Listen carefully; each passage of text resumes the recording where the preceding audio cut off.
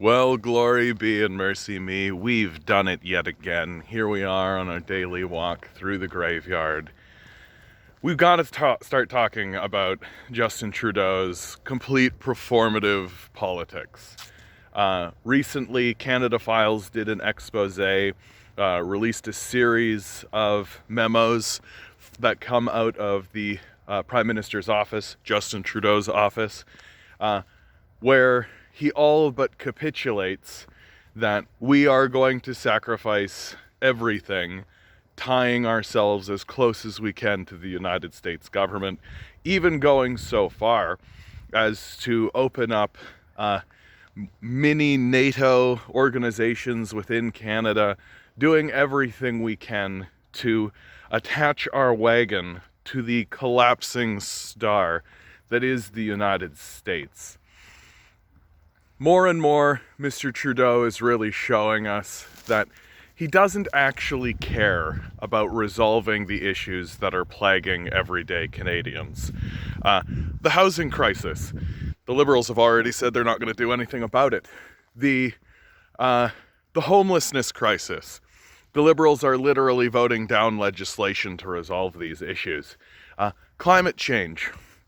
Oh, you hear? Liberals, they're going to ban straws. You bet they are. Yeah, they're banning straws for sure. Full speed ahead on fossil fuel subsidies, right? Can't take a single penny of subsidies away, even as the OECD says that the reason why Canada's economy is going to be the worst in the coming decades in the developed world. Reason number one, we keep giving money to people who just offshore it and they just waste all the money. Maybe we shouldn't do that. Maybe we shouldn't do that. Maybe we shouldn't just give money to industries who then in turn do not actually put that money back in to the Canadian economy.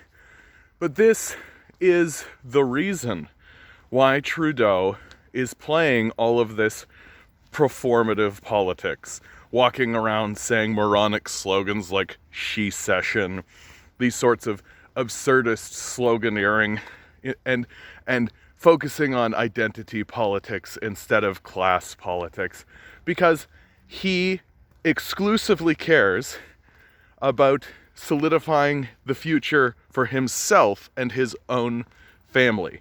That's it. It's very simple and straightforward. Trudeau does not view the office of the Prime Minister as an opportunity to improve the society or to change it in a way that could be considered at all beneficial. The way that, like his father did, right? His father's fingerprints are all over the universal healthcare system. His father's the reason we have a Charter of Rights and Freedoms here in Canada. But instead of doing anything along those lines, Justin Trudeau is just here to make sure that everything is just going according to plan. The plan being sacrifice everything at the altar of free market capitalism, let chaos reign, chaos brings order. That's the whole strategy, right? This is why Trudeau is walking around talking about a great reset. This is why Trudeau is saying things like, you will own nothing and be happy. This is why Trudeau is actively trying to con and convince us into believing that the Liberals are interested in actually doing something. When you peel back the curtain and take a look, what you see is essentially a group of rich people who are interested in conning the general public into believing they're doing something when the reality is they're not. Or if they are doing something, the thing that they're doing is so tiny and insignificant that it's barely going to register, right? The sun does not care that we are burning straw, that we are getting rid of straws. The sun does not care about that at all. You know what the sun cares about? The sun cares about fossil fuel extraction, which the Trudeau administration has literally stood up in front of the populace and said, we're going to get to net zero by 2050, while increasing emissions by 30%. It doesn't take a genius to figure out that they're lying, right? It doesn't take a genius to figure this out. And at this stage in the game, you literally have to bury your head in the sand and pretend like everything is going perfectly fine. And so it is at this point that I do have to start asking, why are you still voting Liberal? Why are you still voting Liberal? What is it that is compelling you to move forward into a ballot box and actually put a check mark or an X or whatever it is you do? Maybe you're one of those people that fill the bubble in, right? What is it that is compelling you to move forward with any amount of support whatsoever for these Liberals, as they actively lie to you, as they actively tell you just what they think you want to hear, while betraying your interests entirely? They haven't moved forward on a single agenda piece that is of any value to anyone at all. Why are we still voting for them? And at this point, the only thing that I can come up with is that we're stuck in a mass hysteria. That we are trapped in this deluded belief that, well, the Liberals are certainly going to come to their senses at any moment. The Liberals are going to absolutely turn the corner on any of this, right? The Liberals are going to do what needs to be done in order to face the climate change catastrophe. They keep saying they want to. They keep talking about how they want to. And we just keep voting for them as they continue to do absolutely nothing. Oh, John, what about the carbon tax? They put a carbon tax in, John. They put a carbon tax in. The carbon tax was the idea of the fossil fuel industry. The whole idea of the carbon tax was to diffuse power, right? Diffuse the cost of this climate change catastrophe into the populace. Don't make the people who knew it was going to happen all along pay for it. Don't make the power structures pay for it.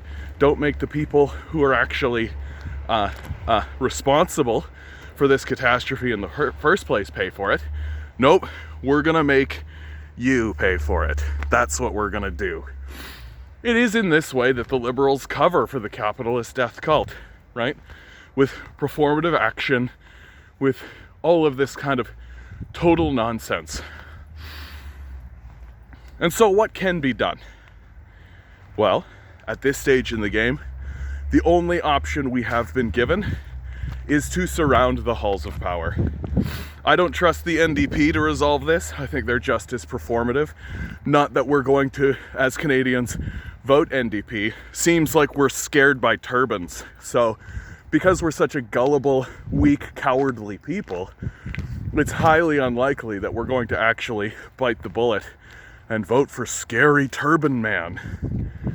But if we actually care about the future of who we are, if we care about living in a civilization that's actually going to go anywhere and do anything, the only option we have left to us is to surround the halls of power, is to gather en masse, to begin organizing, to begin striking, to cease our participation, to cease engaging in what is obviously a grotesque capitalist death cult that cannot be reformed, that cannot be negotiated with.